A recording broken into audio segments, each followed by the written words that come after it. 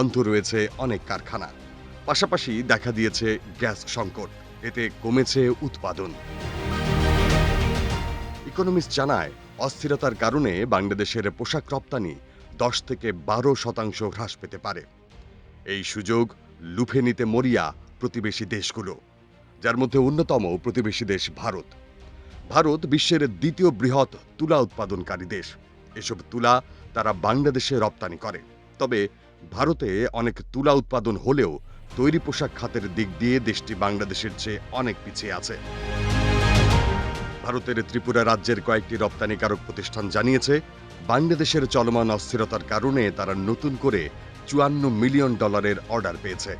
তবে আগস্টে Spanish fashion farm জারার কাছ থেকে 15% বেশি অর্ডার পেয়েছে বলে জানিয়েছে আরেকটি গ্রুপ।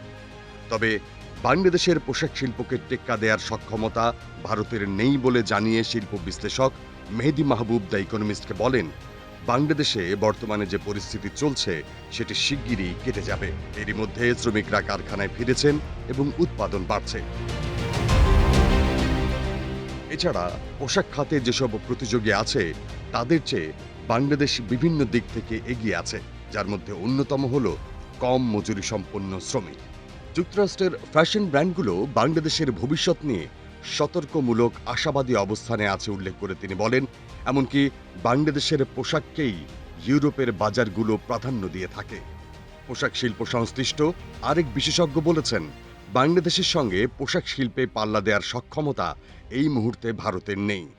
ভারতে ইলেকট্রনিকের মতো মূলধন নির্ভর খাতের উপর বেশি গুরুত্ব আরোপ করা হয়েছে।